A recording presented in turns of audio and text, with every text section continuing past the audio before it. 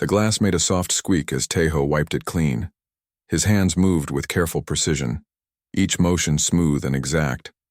To anyone watching, he was just another aging human bartender at the edge of space. Nothing special, nothing dangerous. That was exactly how he wanted it. Another round here. A four-armed Julaxian waved from the corner booth of the Last Drop, the small bar Tejo had owned for the past 7 years on Outpost 7. Tejo nodded once, his face calm and blank. He moved with quiet steps to fill the order. The bar was busy tonight. Rumors had spread that a Vraxian security force was coming to the station. No one knew why. No one liked it. The door to the bar slid open with a hiss. 6 tall figures entered. Their blue-gray skin and ridged foreheads marked them as Vraxians. They wore dark uniforms with silver badges that caught the dim light. The talking in the bar died down. Every eye watched as the aliens walked in. Tejo kept wiping glasses, but his dark eyes tracked every movement. The lead Vraxian scanned the room slowly. He was taller than the others, with a deep scar running from his right eye to his jaw. The badge on his chest was larger, with more markings. A commander. "I am Commander Grek," the Vraxian announced. His voice was deep and rough. "By order of the Galactic Council, this station is now under Vraxian protection." A human miner in the back called out, "We didn't ask for protection." Commander Grek turned his cold eyes to the miner. It was not a request. Tejo's hand stopped moving for just a moment. A tiny frown crossed his face and then vanished. The Vraxians spread out through the bar. 2 stood by the door. 2 walked around looking at the patrons. Commander Grek and another officer approached the bar. "You," Grek pointed at Tejo. "Human, bring us your strongest drinks." Tejo gave a small bow. "Yes, sir." His voice was soft, with a slight accent. He reached under the counter and pulled out a bottle filled with glowing blue liquid. As he poured the drinks, Tejo's eyes never left the Vraxians. To them, he seemed afraid or respectful, but if anyone had looked closely at his eyes, they would have seen something else. Something cold. Something calculating. Grek downed his drink in one gulp and slammed the glass down. "Another." Tejo poured again without a word. "You should feel honored," Grek said, looking around the bar. "The Vraxian Empire rarely offers its protection to such unimportant places." No one replied. The tension in the room grew thicker. A young woman sitting alone at the end of the bar caught Tejo's eye. She had been there for hours, nursing a single drink. Her black hair was pulled back in a neat ponytail and her clothes were simple but well made. She watched the Vraxians with careful eyes. When she noticed Tejo looking at her, she gave him a small nod. Something about her seemed familiar, but he couldn't place it. "Is this all the entertainment in this sad place?" Commander Grek asked, loudly. "Perhaps we should create our own." One of the Vraxian officers laughed and pushed over a Centaurian's drink. The 4-legged alien jumped up in anger, but froze when the Vraxian pulled out a weapon. "Problem?" the officer asked with a cruel smile. "No," the Centaurian said quietly and sat back down. Tejo's hand tightened around the glass he was holding. For a moment, it looked like the glass might break. Then he relaxed his grip and continued cleaning. The night wore on. The Vraxians drank more and grew louder. The other customers began to leave one by one. Even the young woman at the end of the bar finally stood up to go. As she passed Tejo, she stopped. "You have kind eyes," she said softly. "I'm HFY." Tejo looked up, surprised. "Thank you," he replied simply. She leaned in closer. "They say kind eyes often hide the deepest scars." Her voice was barely a whisper, especially the eyes of ghosts. Tejo went very still. The cloth in his hand stopped moving. HFY smiled and walked out of the bar. Tejo watched her go, his mind racing. No one had called him that in 15 years. No one should know that name. Later that night, after the Vraxians finally left, Tejo closed the bar and went to his small room in the back. He sat on his simple bed and rubbed his tired eyes. The nightmares would come tonight. They always did when he thought about the past. He lay down and closed his eyes, hoping for peace. But the dreams came anyway. Blood on his hands, the screams of dying soldiers, a woman's voice calling his name. "Captain, the enemy is breaking through." Explosions all around.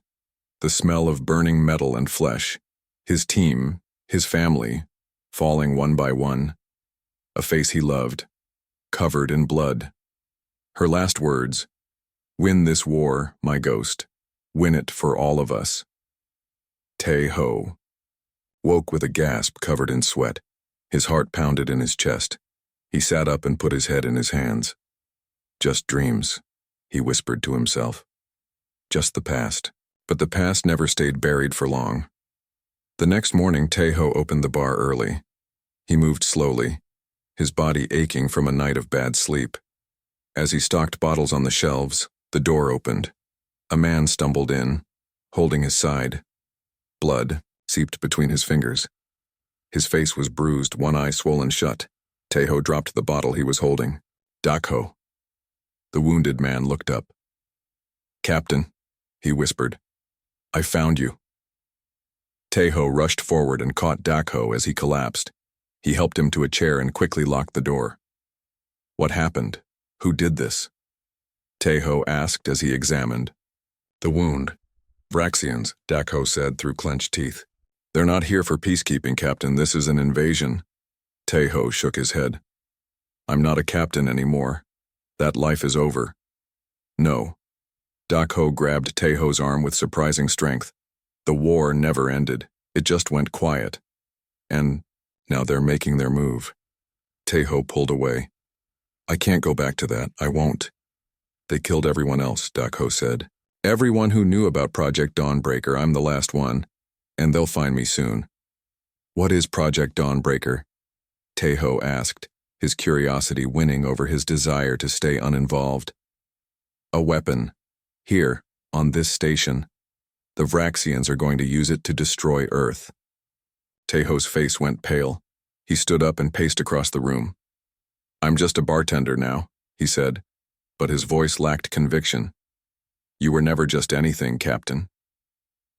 Dakho coughed, blood speckling his lips. "You were the ghost. Earth's most feared warrior. The man who single-handedly destroyed the Zirconian High Command. That man died a long time ago," Tejo said quietly. The door rattled as someone tried to open it. Then came a heavy knock. "Open up. Vraxian security." Tejo looked at Dakho, then at the door. "What will it be, Captain?" Dakho asked. "Are you still a ghost or just a shadow?" The knocking grew louder. Tejo closed his eyes for a moment. When he opened them again, something had changed. The gentle bartender was gone. His eyes were sharp and cold. His posture straight and strong. "Get in the back room," he told Dakho. "And don't call me Captain. That life is over." As Dakho limped to the back room, he smiled through his pain. "Whatever you say, sir." Tejo took a deep breath and went to open the door. The Vraxian guards didn't know who they were about to meet. They didn't know that the simple bartender they had ignored was once the most feared warrior in the galaxy. They would learn soon enough. Tejo opened the door to find 3 Vraxian guards standing there. The one in front had his hand on his weapon. "We're looking for a wounded human," the guard said. "He came this way." Tejo's face showed nothing. "I just opened. No customers. Yet." The guard pushed past Tejo and looked around the empty bar. The other 2 followed, their heavy boots loud on the floor. "Mind if we look around?" the guard asked, but it wasn't really a question. "Please," Tejo said with a small bow. "But I have nothing to hide." As the guards searched the bar, Tejo stood quietly with his hands folded in front of him. Anyone watching would see only a humble bartender worried about his business. No one would guess that he was counting steps, measuring distances, noting weapons. No one would know that he was planning exactly how to kill all 3 Vraxians in under 10 seconds if needed. One guard approached the door to the back room where Dako was hiding. "What's back there?" he asked. "Storage," Teho said. "And my living space." The guard reached for the door. Teho's muscles tensed slightly. "Enough," the lead guard called. "We have more places to check. Let's move." The guard at the door hesitated, then turned away. Teho's face remained calm, but inside he let out a breath of relief. "If you see any injured humans, report it immediately," the lead guard told Teho. "Failure to report is a crime." "Of course," Teho said with another bow. After the guards left, Teho locked the door and hurried to the back room. Dako was sitting on the floor behind some boxes, his weapon in his hand. "They're gone," Teho said. "For now." Dako nodded and put his gun away. "You always were good at lying." "Not lying," Teho said as he checked Dako's wound. "Just not telling the whole truth." As Teho cleaned and bandaged the injury, his mind drifted back to the past, to a time when he was someone else entirely. 15 years earlier. Earth. Defense Force Headquarters Captain Teho stood at attention before General Sung Min. The general's office was simple and clean, with just a desk and a few chairs. On the wall hung a map of the galaxy, with red marks showing enemy territory. "You understand what I'm asking?" General Sung Min asked. His voice was serious, his eyes tired from years of war. "Yes, sir," Teho replied. "My team infiltrates the Zirconian command station, disables their defense systems, and opens the way for our main attack. If you fail, we lose our last chance to turn this war around," the general said. "Earth cannot take another major attack." "The Phantom Squad doesn't fail, sir." General Sungmin nodded. "That's why I'm sending you. You're the best we have, Captain. Some say you're more ghost than man on the battlefield." Teho's face remained serious, but a small smile touched his lips. "My team is ready." Later that day, Teho met with his squad in their private briefing room. Hanbin, their demolitions expert, was cleaning his equipment. Sujin, their tactical specialist, was studying maps of the target. Junseo, their combat medic, was checking his medical kits. And Yuna, Teho's wife and the team's intelligence officer, was reviewing enemy communications. "Listen up," Teho said, and everyone stopped what they were doing. "This mission changes the war. We go in silent, we hit hard, and we open the door for our fleet." "How many guards?" Hanbin asked. "At least 50, Yuna answered. "Plus security systems and combat drones." Sujin grinned. "That's all? I was hoping for a challenge." Everyone laughed, but they all knew the truth. This would be their hardest mission yet. Teho met Yuna's eyes across the table. They had been married for 3 years, fighting side by side for 5. They rarely showed affection in front of the team, but everyone knew they were each other's strength. "We move in 6 hours, Teho said. "Get ready." As the others left to prepare, Yuna stayed behind.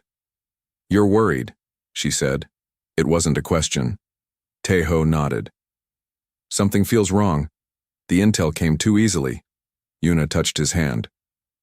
"Trust your instincts. They've kept us alive this long.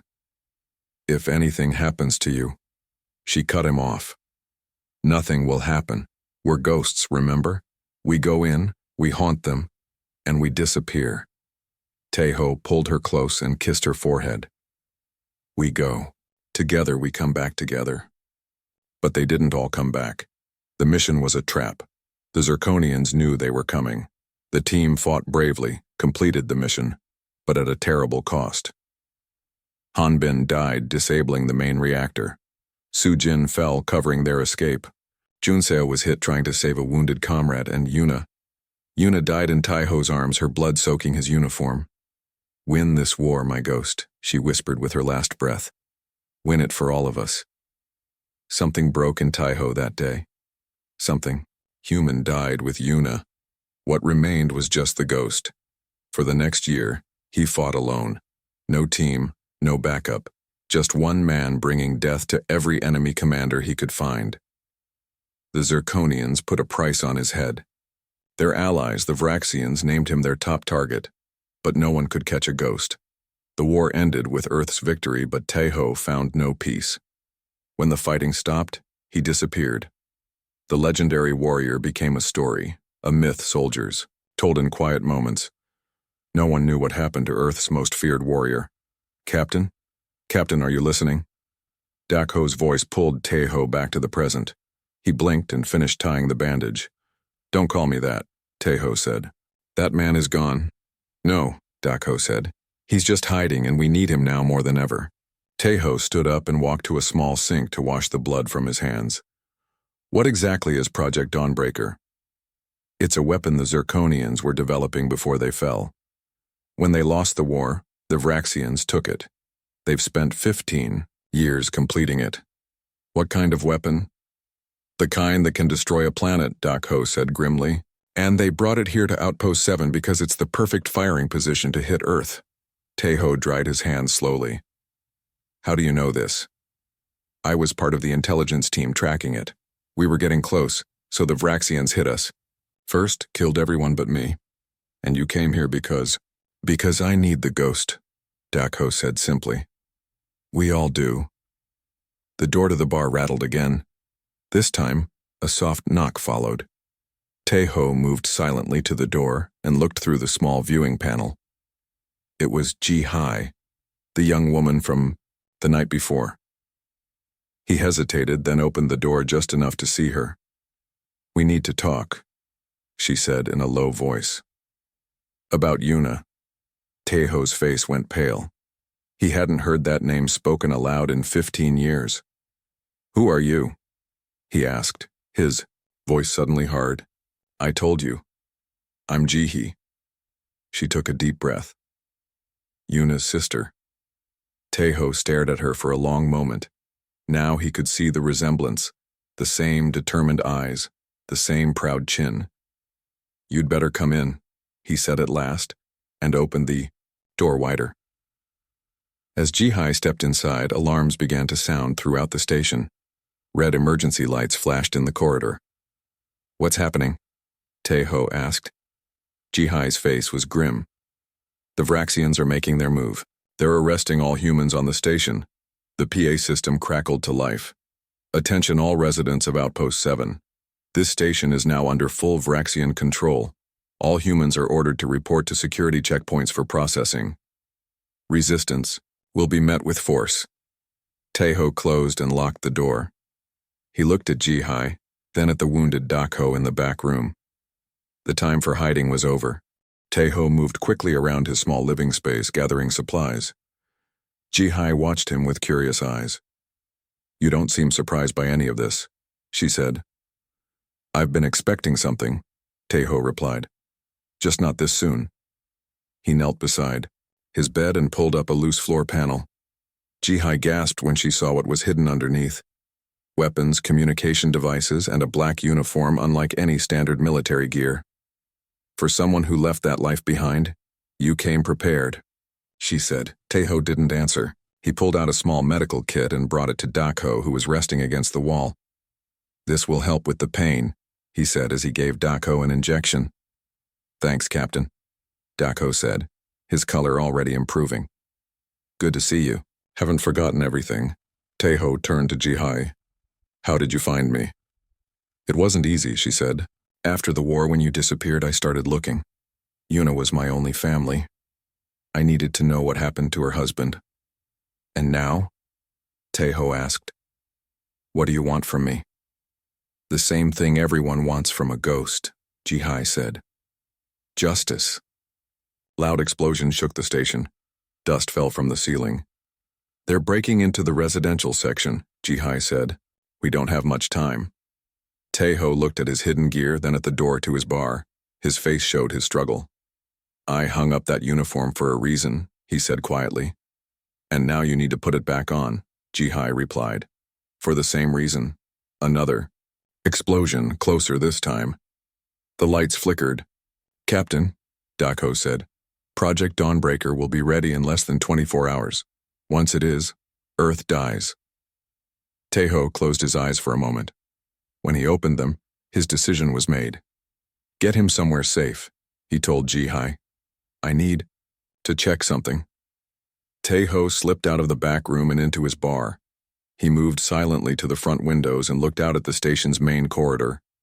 What he saw made his blood run cold. Vraxian soldiers were herding humans together, men, women, even children. The aliens pushed them roughly, hitting anyone who moved too slowly. One soldier grabbed an old man by the throat when he stumbled. Among the soldiers, Taeho spotted Commander Grek. The Vraxian commander was watching the roundup with cold satisfaction. A young human engineer, Taeho knew him as Min-Su, tried to help a fallen woman. A Vraxian guard hit him hard across the face with his weapon. Min-Su fell, blood pouring from his nose. "This one needs to learn respect," the guard said. Commander Grek stepped forward. "Take him to special processing. He can be our example." The guards dragged Min-Su away. His cries for help echoed down the corridor. Something dark and cold settled in Taeho's chest, something he hadn't felt in 15 years. When he returned to the back room, Ji-hai could see the change in him immediately. "What happened?" she asked. "They're taking hostages," Taeho said. His voice was different now, harder, sharper. "And they've started making examples." He knelt by the hidden compartment again and pulled out the black uniform. "Tell me everything you know about their forces," he said to Ji-hai. 50 soldiers, mostly standard troops. 10 elite guards with Commander Grek. They've taken over the security hub and the docking bays. Weapons? Standard plasma rifles. The elites have shock batons for close combat. Taeho nodded. "And you? What's your real role here?" Ji-hai straightened. "Earth intelligence. I've been tracking Vraxian movements for 3 years. "That's how you knew about me," Taeho said. "It wasn't a question. Your file is required reading at the academy," she replied. "The ghost, the warrior who turned the tide of the war." Taeho began changing into the black uniform. It still fit perfectly, as if he had never stopped wearing it. "I need access to the station's layout," he said. "Security cameras, ventilation shafts, maintenance tunnels." "I can get that," Ji-hai said. She pulled out a small device and tapped it several times. A holographic map appeared in the air between them. "Here," she pointed. "They're holding the humans in the cargo bay. The control center is here, and according to Dako, Project Dawnbreaker would be here in the main docking bay." Taeho studied the map, his eyes taking in every detail. His mind was already forming plans, calculating odds, seeing paths no one else would notice. "What's your move, Captain?" Dako asked from his spot against the wall. "First we get you somewhere safer," Taeho said. "Then I need to get a closer look at their operation." "And then?" Ji-hai asked. Taeho's face was calm, but his eyes burned with cold fire. "Then I remind the Vraxians why they feared the ghost." 2. Hours later, Taeho moved silently through the maintenance tunnels of Outpost 7. He wore his black uniform, designed to absorb light and sound. On his belt hung several small devices, tools of his former trade. Ji-hai had helped him move Dako to a secure storage room, where the station's chief of security, Bora, had agreed to hide him. Bora had seen the Vraxians beating civilians and decided to help. "I never thought I'd meet the ghost," Bora had whispered when Taeho revealed his identity. "The stories don't do you justice." "The stories are just that," Taeho had replied. Stories. Now as he crawled through the narrow spaces between walls, Taeho focused on his mission. Observe, plan, then act. He reached a ventilation grate and looked down into the cargo bay. The sight made his jaw tighten. At least 30 humans were crowded into the space. Guards stood at every exit. In the center of the room, Commander Grek was speaking to the prisoners. "Your cooperation will determine your treatment," the Vraxian was saying. "Tell us what we want to know about Earth's defenses and you may survive." An older woman spoke up. "We're civilians. We don't know anything about defenses." Grek struck her hard across the face. She fell to the floor, blood running from her mouth. "Someone here knows," Grek said coldly. "And by the time Admiral Ven arrives tomorrow, I will have answers." Taeho's hands tightened on the metal grate. Every instinct told him to strike now, to drop down and take out the guards. But the tactician in him knew better. Not yet. Not until he had the full picture. He continued through the maintenance system until he reached the docking bay.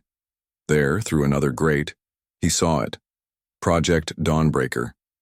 The weapon was massive, taking up most of the bay. It looked like a giant cannon, but with strange, pulsing lights along its length. Vraxian engineers worked on it, connecting cables and checking readings. One engineer spoke to another. The targeting system will be online in 12 hours. Power, systems need 18. Will it be ready for the Admiral's arrival? Yes. And once it fires, Earth will be nothing but dust.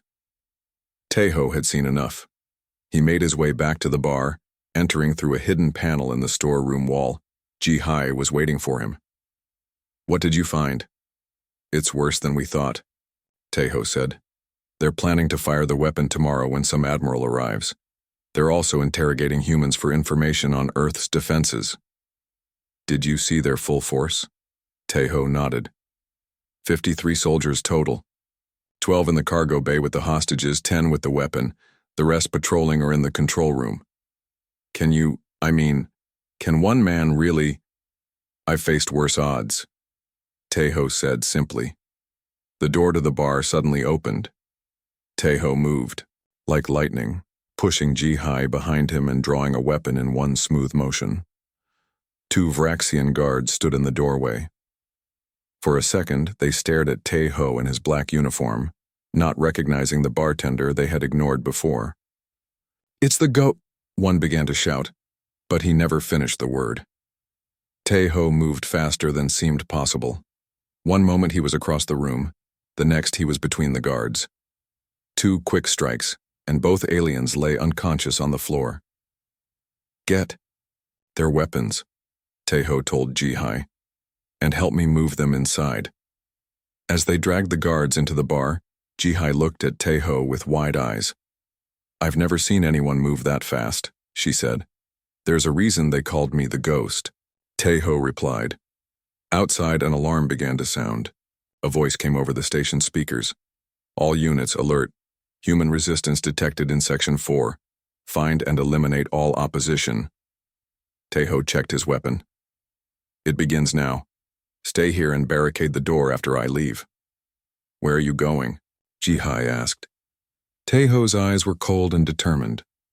To remind the Vraxians why Earth won the war. The Vraxian patrol moved carefully down the dark corridor. Their weapons were ready, their eyes scanning every shadow. Command said 1 human. The lead guard said. How dangerous can 1 human be? His question was answered by a soft sound from above. Both guards looked up just as a black shape dropped from the ceiling. The first guard didn't even have time to raise his weapon. The second fired once, but hit nothing but air. In the control, Room Commander Grek watched the security feed turn to static. Another patrol lost, he growled. Find this human. An officer approached nervously. Sir, 6 patrols gone in 1 hour. No survivors, no sightings, just nothing. Grek slammed his fist on the console. It's impossible. A deep voice spoke from the shadows of the room. Not impossible, just unlikely. Every Vraxian spun around, weapons pointed toward the voice. Tejo stood there, calm and still in his black uniform. How did you get in here? Grek demanded. The same way I got into the Zirconian High Command 15 years ago, Tejo replied. I walked in. Grek's eyes widened with sudden recognition. It can't be. The ghost is a myth. All ghosts are myths, Tejo said, until they haunt you. Grek roared in anger. Kill him. The Vraxians opened fire, but Tejo was already moving. He rolled under the first volley of shots, came up between 2 guards, and struck with precise movements. Both aliens fell. He moved like water, flowing from one guard to the next. Where Vraxian movements were strong but slow, his were quick and exact. He didn't waste energy. Each strike had a purpose. 1 minute passed. 2. When it was over, Tejo stood alone among fallen Vraxians. Only Commander Grek remained, backed against the wall. What are you? Grek whispered. Just a bartender, Tejo said as he approached. But before that, I was the man who ended the Zirconian Empire. And now I'm the man who's going to stop you. Grek pulled out a shock baton. We'll see about that, human.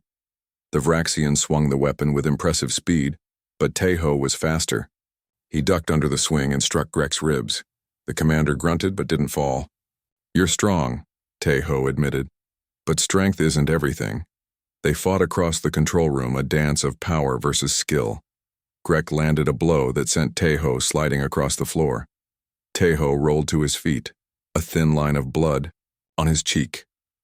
First blood to you, Teho said. Last blood to me.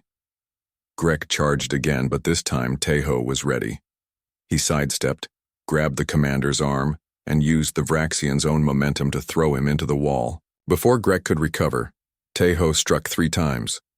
Precise hits to nerve points that Vraxian medical texts claimed didn't exist. Grek collapsed, his body suddenly not responding to his commands. What did you do to me? He gasped. Something I learned during the war, Teho said. Your nerves work differently than human nerves, but they still work. Teho reached the control panel and pressed a button. Attention all Vraxian forces, he said, his voice carrying throughout the station. Your commander has fallen. Your control room is lost. Release your hostages now, or face the consequences. There was silence for a moment. Then a new voice responded. Over the system. This is Admiral Ven of the Vraxian Empire. To whom am I speaking?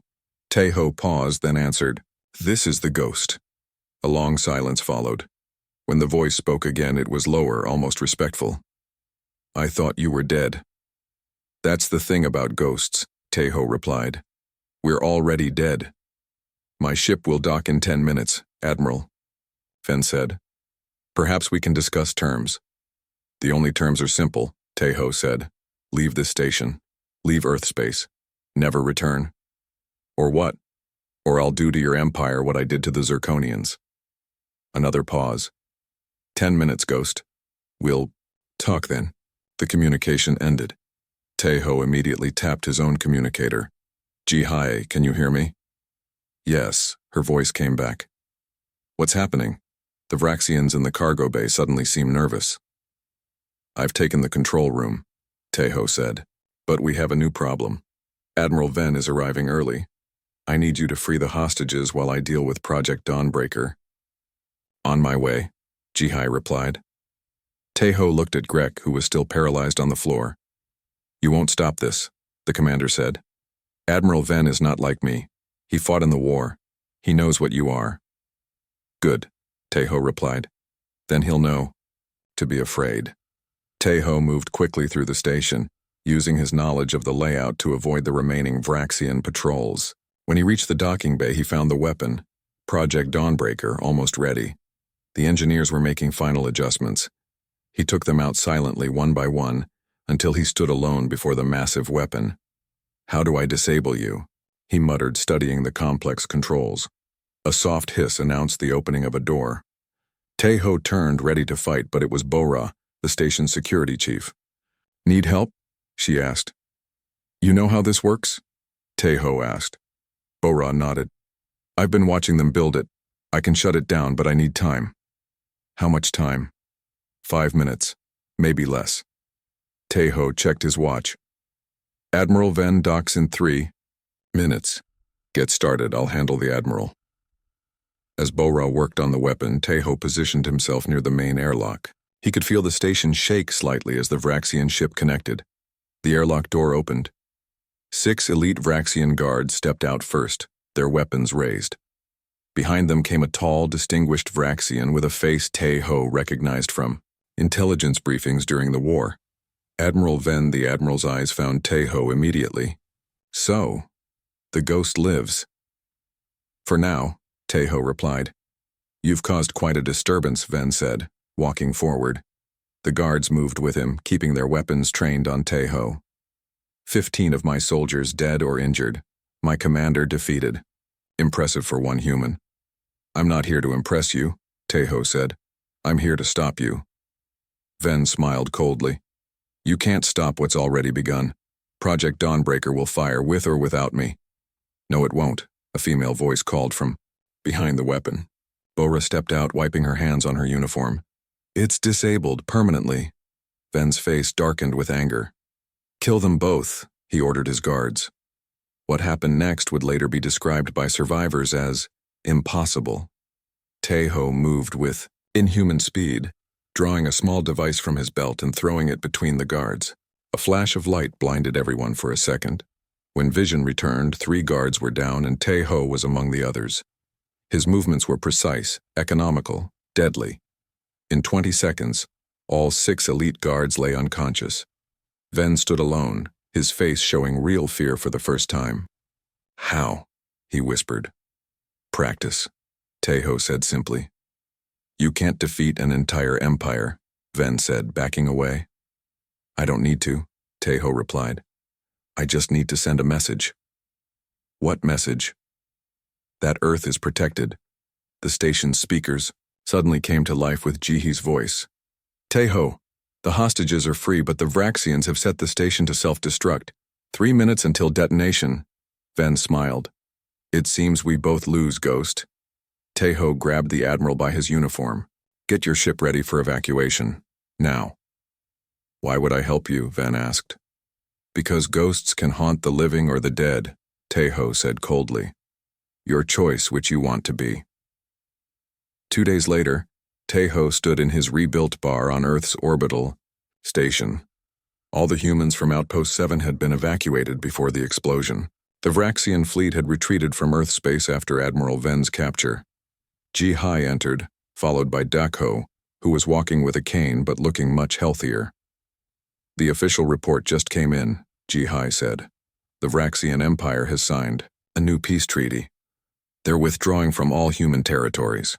Amazing what the return of one ghost can do, Dakho said with a smile. Teho poured drinks for all of them. Not a ghost anymore, just a bartender. Ji-Hai raised her glass. To Yuna, she would be proud. To Yuna, Teho agreed, his eyes softer than they had been in 15 years. As they drank, the door opened and a group of alien traders entered.